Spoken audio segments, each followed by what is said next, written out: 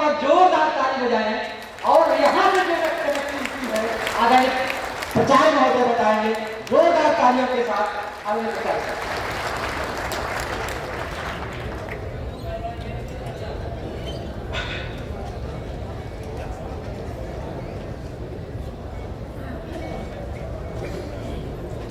मुझे इस महफिल में आके बेहद खुशी हो रही है कि महान सम्राट अशोक का जन्म उत्सव इस पाटलिपुत्रा की सरजमी पे बहुत धूमधाम से मनाई जा रही है और मुझे इस सरजमी पे आप लोगों को मुखातिब करने का अवसर मिला है। इसके लिए मैं आप लोगों का सदा आभारी हूँ। इस मंच पे बैठे हुए सभी गणमान्य और सम्मानित व्यक्ति और इस सभागार में जितने भी हर्दिल अजीज हमारे आयु में हैं, इन सबको अभिनंदन करता हूँ।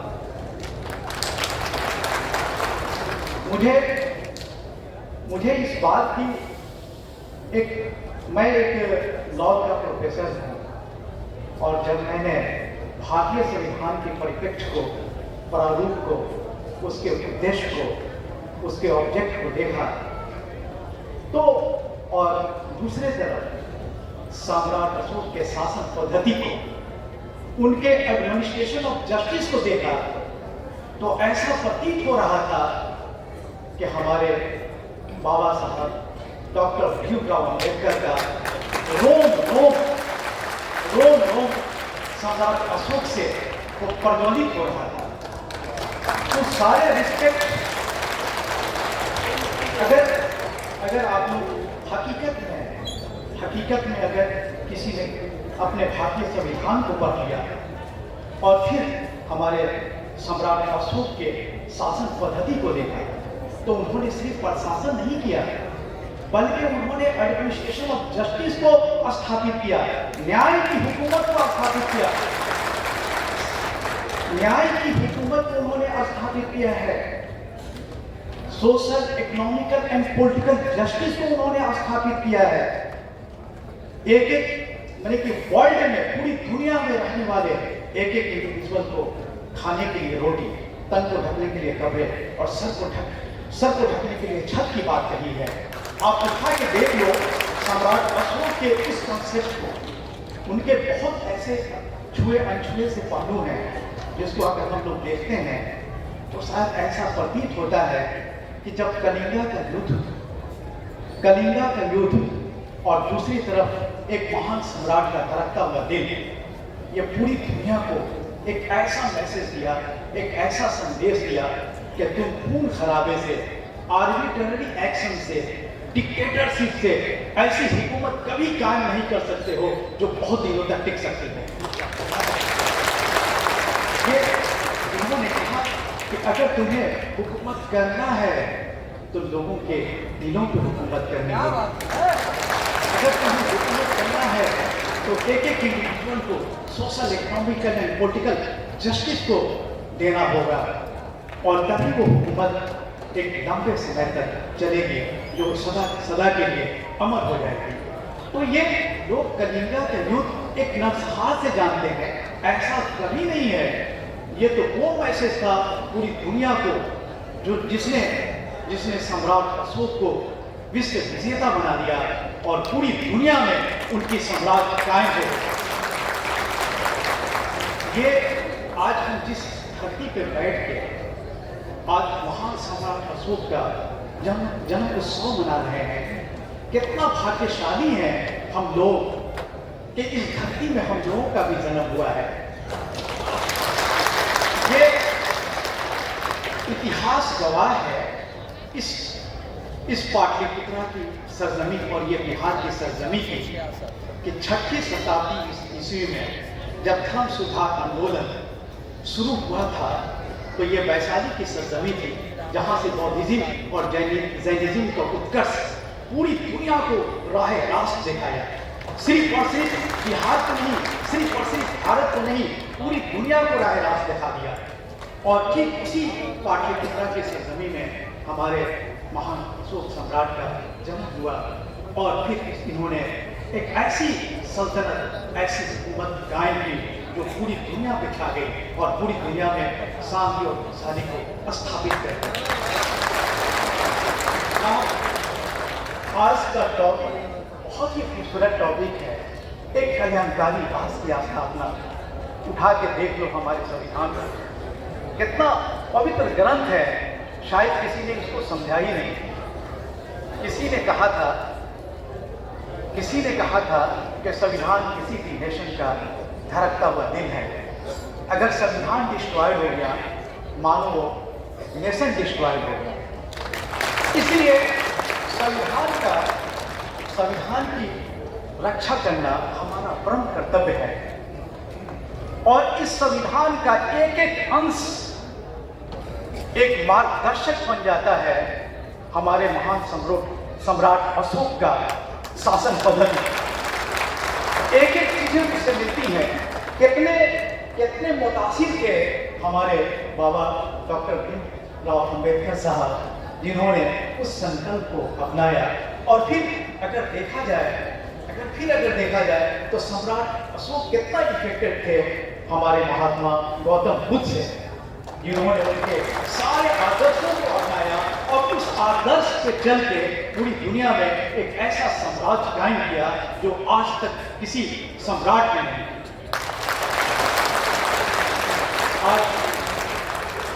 आज महान अशोक सम्राट चक्रवर्ती सम्राट के नाम से जाने गए, यानी कि सम्राटों का सम्राट, राजाओं का राजा हमारा महाराजा अशोक सम्राट है। और मुझे बहुत ही खुशी इस बात की है कि इस सरजमी पे हम लोगों ने जन्म लिया है। कितना पवित्र ये सरजमी है, इस बिहार की भूमि कितनी पवित्र है। न सिर्फ भारत की भूमि नहीं, बल्कि दुनिया के लिए रोल मॉडल बन सकती है। अगर आप लोग इस हमारे महान अशोक सम्राट के बताए हुए नक्शे कदम पे चल रहे हैं। ये मेरा चमन है, ये मेरा चमन, मैं अपने चमन का बुलबुल हूँ। ये अब यहाँ से उठेगा, वो सारे यहाँ पे बरसेगा। अब उसको कहते हैं घटा को कहते हैं, बादल को कहते हैं। आप इस बिहार की जरखेज भूमि के वो बादल हैं कि पूरी दुनिया को सैराब कर सकते हैं। और यहाँ से एक और पूरी दुनिया में हमारे महान सम्राट अशोक के नक्शे कदम पे चल के, उनके आइडियोलॉजी पे चल के पूरे ये बिहार पूरे विश्व का विजेता बन सकता है। ये सिर्फ और सिर्फ भारत का ही नहीं, ये वो आइडियोलॉजी है। फिर चंद कुछ चीजें ऐसी हैं जिन्होंने एक वेलफेयर स्टेट के एस्टेब्लिशमेंट करने की बात कही गई है।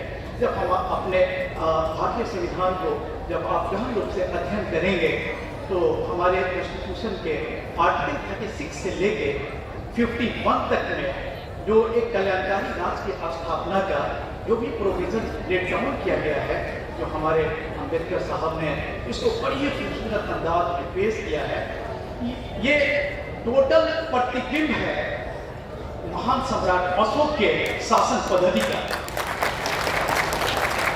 मैं एक बार फिर से आप लोगों को ये बताना चाहता हूं कि सम्राट अशोक ने सिर्फ शासन नहीं किया, इस पूरी दुनिया पे एडमिनिस्ट्रेशन ऑफ जस्टिस को एस्टैब्लिश किया, इंसाफ की हुकूमत को स्थापित किया, न्याय की प्रशासन को स्थापित किया और एक ऐसा विश्व का सपना देखा था जहां पे कभी कोई भूखा नहीं रहे। एक इंडिविजुअल को खाने के लिए रोटी, तन को ढकने के लिए कपड़े, सर को ढकने के लिए छत का की व्यवस्था किया उन्होंने। और आज यही वजह है कि पूरे अशोक सम्राट पूरी दुनिया के लिए एक आइडियल, एक मॉडल बन चुके हैं। और फिर हम उसी धरती के जन्म लेने वाले हम यहाँ पे बैठे हुए हैं, हम लोगों को भी चाहिए कि हम लोग पूरे विश्व को ये रास्ता दिखा सकें। और मुझे उम्मीद है कि आप हम सब लोग मिलकर एक ऐसा भारत का, एक ऐसा विश्व का निर्माण करेंगे जहाँ पे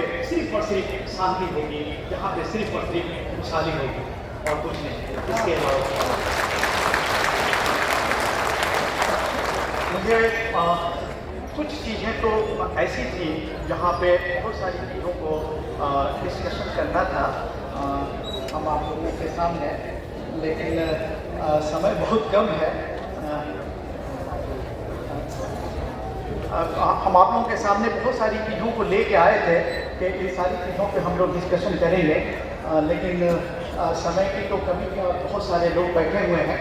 लेकिन फिर भी चंद लम्हों में ये कहना चाहते हैं कि अगर आप सम्राट अशोक को मानते हो, अगर आप सम्राट अशोक को मानते हो, आप बुद्ध को मानते हो, तो हमारे अपने कॉन्स्टिट्यूशन की प्रोटेक्शन करो, अपने संविधान की रक्षा करो।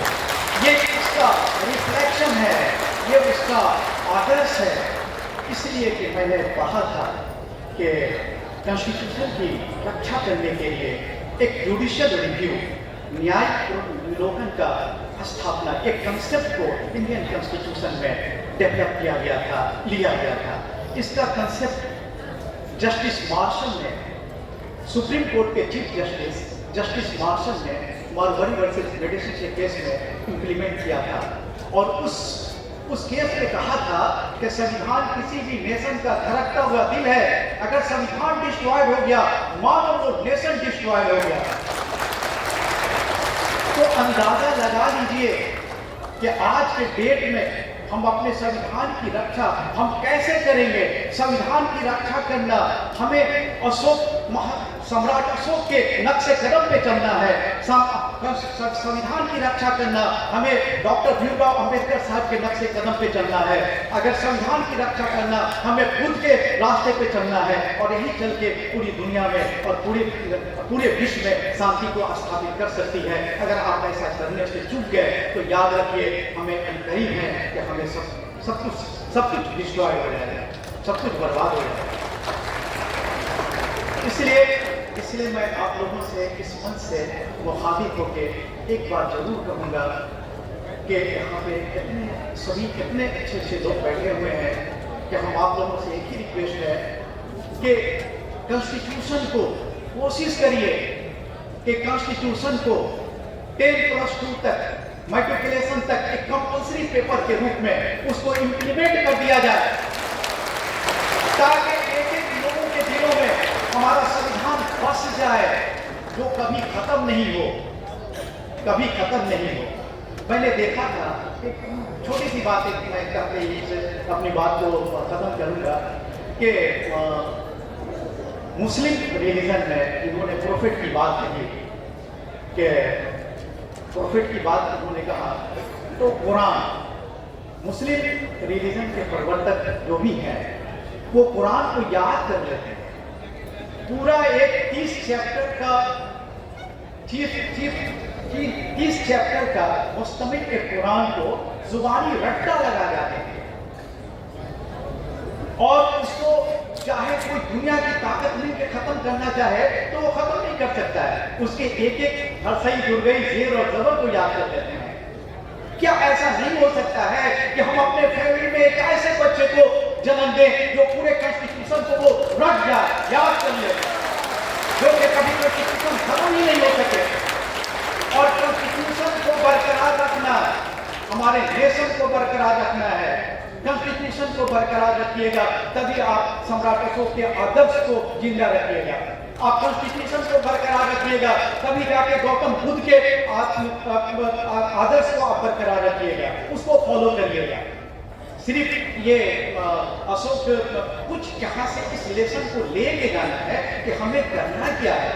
इस तरह से हर साल जन्म उत्सव मनाए जाएंगे, सब कुछ होते रहेंगे, लेकिन इसको कंटिन्यू करने के लिए, बरकरार करने के लिए याद रखिए कि आज आपके सामने आपका कॉन्स्टिट्यूशन है, आपका संविधान है, और उसकी रक्षा करना आपका परम कर्तव्य है। और इसी ताकत के साथ आप जाइए और इसको मेंटेन करिए। बस इन्हीं सारी बातों के साथ आपसे इजाज़त मांगता हूँ। थैंक यू, शुक्रिया। तो आपने